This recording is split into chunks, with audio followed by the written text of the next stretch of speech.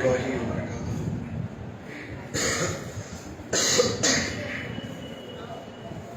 إن الحمد لله نحمده ونستعينه ونستغفره ونعوذ بالله من شرور أنفسنا ومن سيئات أعمالنا. من يهده الله فلا مضل له ومن يضلل فلا هادي له. وأشهد أن لا إله إلا الله وحده لا شريك له وأشهد أن محمدا عبده ورسوله أما بعد. கணிதக்குரிய எல்லாம் வல்ல அல்லாஹ் ஜல்லுலை நல்லடியார்களே, தொடர்ச்சியாக ஒவ்வொரு நபி தொடர்பான ஒவ்வொரு இறை தூதர்கள் தொடர்பான செய்திகளை நாம் பார்த்து கொண்டிருக்கிறோம். அதுல இன்று நாம் பார்க்க இருக்கக்கூடிய இறை தூதர் ஈசா அலைஹிஸ்ஸலாம் அவர்கள். நபி ஸல்லல்லாஹு அலைஹி வஸல்லம் அவருடைய காலத்திலிருந்து சுமார் 600 ஆண்டுகளுக்கு முன்பு இஸ்ரவேல் சமுதாயத்திற்காக அனுப்பப்பட்ட ஒரு இறை தூதர். இந்த இறை தூதர் தொடர்பாக நம்ம என்ன செய்திகளை பார்க்க இருக்கிறோம் அப்படின்னா, அல்லாஹ் ரப்பல் ஆலமீன் திருக்குறள்ல எத்தனையோ இறை தூதர்களை பற்றி சொல்றான்.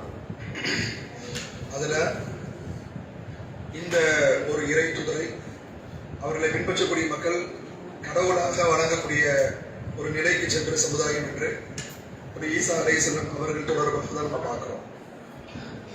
மற்ற இறை தூதர்கள் செய்திகளை நம்ம பார்க்கும் பொழுது அந்த சமுதாயத்தில் ஏற்கிறவர்கள் இருந்தார்கள், மறுக்கிறவங்க இருந்தாங்க. ஏற்றவர்கள் அவர்களை நபியாக ஏற்றுக்கொண்டார்கள், பின்பற்றக்கூடிய மக்களாகவே இருந்தாங்க. ஏற்க மறுத்தவர்கள் சில சமுதாயம் தண்டிக்கப்பட்டது, சில சமுதாயத்தை அல்லாஹ் தண்டிக்கல. குறிப்பிட்டு சொல்லக்கூடிய அந்த சமுதாயத்தை தவிர எல்லா சமுதாயமும் அழிக்கப்பட்டதாக தெரியல. ஆனால் ஏற்பவர்கள் மறுப்பவர்கள் என்பதாக இரு சாராராக இருந்திருக்கிறாங்க. ஈசா நபி தொடர்பான செய்தியில் எப்படி வருது அப்படின்னு கேட்டா, நபி ஈசா அலைஹிஸ்ஸலாம் அவர்களை அந்த சமுதாயம் கடவுளாகவே வழிபடுகின்றவர்களாக இருந்தாங்க. இன்று வரையிலும் சரி. இன்னைக்கு பெரும்பான்மை சமுதாயமாக இருக்கிறது யாருன்னா கிறிஸ்தவர்கள் தான். அந்த பெரும்பான்மை சமூகம் எப்படி நம்புறாங்க அப்படின்னா, இயேசுவை கடவுளாக நம்புறாங்க. அவர் தான் எல்லாம்.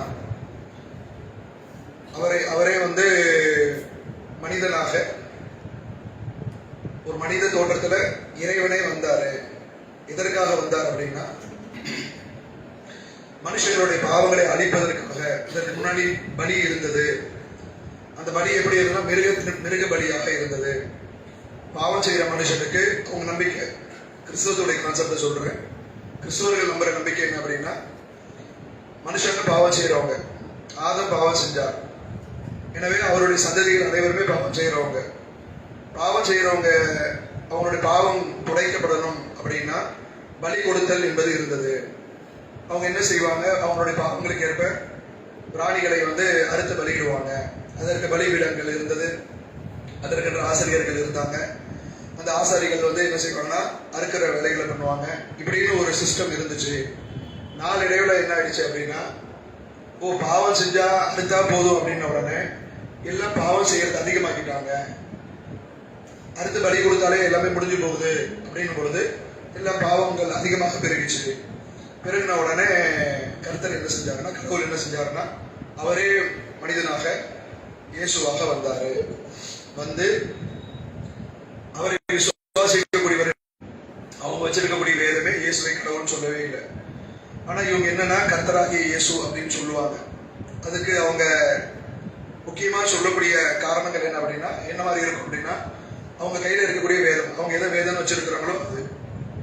இந்த வேதத்திற்கும் அவங்க நம்பக்கூடிய இயேசுக்கும், மனித வடிவத்தில் வந்த இயேசு சொல்றாங்களே, அவருக்கும் இப்போ வச்சிருக்கக்கூடிய வேதத்திற்கும் சம்பந்தம் இருக்கான்னு கேட்ட சம்பந்தம் கிடையாது. அது அவங்களே சொல்லுவாங்க, ஆமா சம்பந்தம் கிடையாது. இயேசு இதை கொடுத்துட்டு போகல, இது இயேசுடைய வார்த்தைகள். இயேசு அவருடைய காலத்தில் இந்த வேதத்தை அவர் பார்க்கல. அவருக்கு பின் வந்த மத்தேயு, மார்க்கு, யோவான், லூத் அப்படின்னு அவங்க நம்பக்கூடிய இதற்கு பின் வந்த தீர்க்கதரிசிகள் அவர்களால் தொகுக்கப்பட்டது என்று அவங்களே நம்புவாங்க.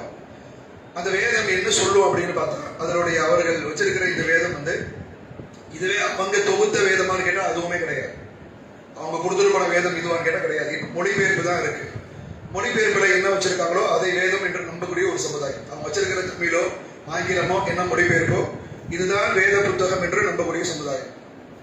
அதுல என்ன இருக்கும் அப்படின்னு கேட்டா, அதுல வரக்கூடிய செய்திகள், இயேசு தொடர்பான செய்திகள் எல்லாமே எப்படின்னா, இயேசுவை கடவுள் என்று நம்பக்கூடிய அளவிற்கு எல்லா வாசக அமைப்புகளுமே இருக்கும். அந்த தீர்க்கதரிசிகளால் உண்டாக்கப்பட்டது இதுதானா அப்படின்றதே ஒரு பெரிய கேள்வி. இயேசுவுக்கும் இங்க இருக்கக்கூடிய புத்தகத்துக்கும் தொடரவில்லைன்றது தனி விஷயம். இவங்க வச்சிருக்கக்கூடிய புதிய ஏற்பாடுல இவங்க யாரையெல்லாம் சொல்றாங்களோ, பின்னால் வந்த பவுல் இன்னும் இருக்கக்கூடிய தீர்க்கதரிசிகள் இங்க யாரை சொல்றாங்களோ அவர் எழுதுனது தானே இது என்பதே ஒரு பெரிய கேள்விக்குறிதான். ஏன்னா அதுக்கான மூலம் இல்லைல்ல. மூல புத்தகம் என்ன மொழியில அவர்கள் எழுதினாங்களோ, எழுதின புத்தகம் இருந்தாதான் இந்த டிரான்ஸ்லேஷன் கரெக்ட்னு சொல்ல முடியும். ஆனா இவங்க வச்சிருக்கிற வாசக அமைப்பு எப்படி இருக்கும் அப்படின்னா, இயேசுவை கடவுளாக நம்புற மாதிரி இருக்கும். கடவுள்னு சொல்ற மாதிரி அதுல இருக்கக்கூடிய வாசக அமைப்புகள்லாம் இருக்கும். உதாரணத்திற்கு இயேசு கிட்ட அவங்க சீடர்கள் கேட்டாங்களாம், கடவுளை நான் பார்க்கணும் அப்படின்னு சொல்லி கேட்டாங்க. அதுக்கு இயேசு பதில் அடிச்சாரா, என்ன பாக்குறீங்களே, என்ன பார்த்தா நீங்க கர்த்தரை பார்த்த மாதிரி. அப்படி இந்த வாசகங்கள் என்ன காட்டுது அப்படின்னு கேட்டா, இயேசு இந்த வாக்குமூலம் கொடுக்கிறாரு, என்னை பார்த்தா நீங்க கர்த்தரை பார்க்க தேவையில்லை அப்படின்னா இவர் தான் கர்த்தர். அதே மாதிரி இயேசு சொன்னதாக இவங்க எழுதி வச்சிருப்பாங்க, நானே வழியும் சத்தியமும் ஜீவனுமாக இருக்கிறேன். அவங்க சொல்லக்கூடிய அந்த சலாசத்தும் முக்கடவுள் கொள்கை இருக்கு பாருங்க. முக்கடவுள் கொள்கை என்னன்னா, சரீரத்தோடு இருக்கிறவனும் நான் தான், ஆவியானவரும் நான் தான். உங்களுக்கான வழி, நீங்க பரலோகத்துல வெற்றி அடையணும்னா உங்களுக்கான பாதையும் நான் தான். மூணு எல்லாமே நான் தான். என்னடா மனுஷனா வந்திருக்கேன், மனுஷனும் நான் தான், அனுப்புனதும் நானே தான், வந்ததும் நானே தான், உங்களுக்கு வழியும் நானே தான் அப்படின்னு சொல்லிட்டு எங்களுக்கு வழி பைபிள் சொல்றது அப்படின்னு சொல்லிட்டு அவர்கள் இயேசுவை கடவுளாக நம்புறதுக்கு அவங்க இதுதான் அடிப்படையா வச்சிருக்கிறாங்க. அதே போன்று இவர்களுடைய நம்பிக்கை இன்னொரு அழுத்தமான ஆழமான நம்பிக்கை என்ன அப்படின்னு கேட்டா, அந்த சமுதாய நம்பிக்கையில அவருக்கு செய்த அற்புதம், நபி ஈசா அலைஹிஸ்ஸலாம் அவர்களுக்கு கொடுக்கப்பட்ட அற்புதம் அல்லாஹ் குர்ஆனிலே சொல்லி காட்டுகிறான். அவங்க செஞ்ச அற்புதங்கள்லாம் பார்த்தோம் அப்படின்னா, இந்த அற்புதத்தை செஞ்சா இவங்க கடவுள் நம்பிடுவாங்க. அந்த மாதிரி என்ன மாதிரி அற்புதங்கள்லாம் அல்லாஹ் குர்ஆன்ல சொல்லி காட்டுறாங்க. களிமண்ணை ஒரு பறவையை செஞ்சு அவர் அதை ஊதினார், அது உடனே உயிர் பெற்றது. ஆனா அல்லாஹ் அந்த இடத்துல பயன்படுத்தும் போது பி இதினில்லா அப்படின்னு சொல்லுவாங்க. அல்லாஹுடைய விருப்பப்படி அது பறவையாக மாறிச்சு அப்படின்ட்டு. அது இயேசுடைய சொந்த ஆற்றல் கிடையாது, இயேசு அவராக செய்யல, ஈசா நபியினுடைய சொந்த அவருக்கு அந்த ஆற்றல் கொடுக்கப்படல, அல்லாஹ் நாடினால் அவருடைய விருப்பப்படி அது செய்யப்பட்டது. அதே மாதிரி பிறவி குண்டர்களுக்கு பார்வை கொடுத்தார், தொழுநோயாளிகளை குணப்படுத்தினார். அந்த சமுதாயத்துல அவங்க என்ன சாப்பிடுறாங்கன்றதெல்லாம் ஈசா நபி சொன்னாங்களாம். அந்த சமுதாயத்தவர்கள் அவங்க வீட்டுல என்ன சாப்பிட்டுட்டு வராங்களோ அது தெரியாதுல்ல, மறைவான ஞானம் தானே. ஒரு வீட்டுல ஒருத்தர் என்ன சாப்பிட்டாருன்னு எப்படி சொல்ல முடியும்? ஆனா ஈசா அலைஹிஸ்ஸலாம் அவர்களுக்கு அல்லாஹ் ரப்பல் ஆலமீன் அந்த ஒரு அற்புதத்தை கொடுத்திருந்தான். அதெல்லாம் சொன்னாங்க. அவங்க சேமிச்சு வச்சிருக்கக்கூடிய உணவுப் பொருட்கள் எல்லாம் சொல்லுவாங்க, உங்க வீட்டுல நீங்க இதெல்லாம் வச்சிருக்கீங்களே அப்படின்னு ஈசா அலைஹிஸ்ஸலாம் சொல்லுவாங்க. அற்புதங்களை பெருசா நிகழ்த்தி காட்டிட்டாங்கல்ல. இப்ப அவங்க என்ன முடிவுக்கு வந்துட்டாங்க, இவரே கடவுள். அதை விட பெருசா என்ன அப்படின்னா, நபி ஸல்லல்லாஹு அலைஹி வஸல்லம் அவர்கள் இறை தூதராக அனுப்பப்பட்ட சமுதாயத்துல அந்த சமுதாய மக்கள், ஏற்க மறுத்த மக்கள் என்ன கேட்டாங்க அப்படின்னா, நீங்க மேல போயிட்டு வேதத்தோட திரும்பி வாங்க, நாங்க நம்புறோம், உங்களை தூதர் நம்புறோம். அல்லது நீங்க போயிட்டு வரும்பொழுது ஒரு மலக்கோட வாங்க, வானவரோட வாங்க, நம்புறோம் இப்படின்னு இந்த மாதிரி அற்புதங்களை செய்ய சொல்லி கேட்டாங்க. அல்லாஹ் ரப்பல் ஆலமீன் அவருடைய வார்த்தையை வேதமாக நபிக்கு கொடுத்துட்டான். அற்புதங்களை செய்வது அல்லாஹ் ரப்பல் ஆலமீன் அவனுடைய கைவசத்துல வச்சிருக்கிறான். அவன் நாடினால் செய்வான். அற்புதங்களை பார்த்தாதான் நாங்க நம்புவோம் அப்படின்னு நீங்க சொல்லும் பொழுது, அப்படி வேதத்தோட எல்லாம் வரும்படி அல்லாஹ் விரும்பாத வரை அது நடக்காது அப்படின்றாங்க ரசூல். ஆனா நபி ஈசா அலைஹிஸ்ஸலாம் அவர்களுக்கு அல்லாஹ் என்ன அற்புதத்தை கொடுத்தானா, ஒரு சமுதாயம் இதனால் வழிகிட வேண்டும் என்பதற்காக அல்லாஹ் ஏற்பாடு செஞ்சான்னு தெரியல. அவங்களுடைய சகாக்கள் கேட்டாங்க, தோழர்கள், நம்பிக்கை கொண்டவர்களே கேட்டாங்க, ஈசாவே எனக்கு மேல இருந்து, இயேசுவே எனக்கு மேல இருந்து உணவு தட்டு எடுத்துட்டு வாங்க, மேல இருந்து சாப்பாடு அப்படி தட்டுல வர மாதிரி எங்களுக்கு ஒரு அற்புதத்தை செஞ்சு காட்டுங்க.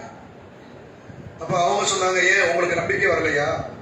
நான் இறை தூதராக இருப்பதும், நான் சொல்றது ஏகனின் வார்த்தை, சத்தியத்தோடு என்னை அனுப்பிய அல்லாஹ்வுடைய வார்த்தை என்பதில் உங்களுக்கு நம்பிக்கை வரலையா அப்படின்னு ஈசா நபி கேட்கும் பொழுது, இல்ல கொஞ்சம் இன்னும் எங்களுடைய ஈமானை நாங்கள் பலப்படுத்திப்போம் அப்படின்னும் பொழுது அல்லாஹ் அதை நிகழ்த்தியும் காட்டினான். நபி ஈசா அலைஹிஸ்ஸலாம் அவர்கள் பிரார்த்தனை செஞ்சாங்கன்னு அல்லாஹ் சொல்றான். அந்த பிரார்த்தனை அல்லாஹ் ஏற்றுக்கொண்டு அவர்கள் கேட்டுக்கொண்டபடியே அவர்களுக்கு உணவு தட்டு கொடுக்கப்பட்டது.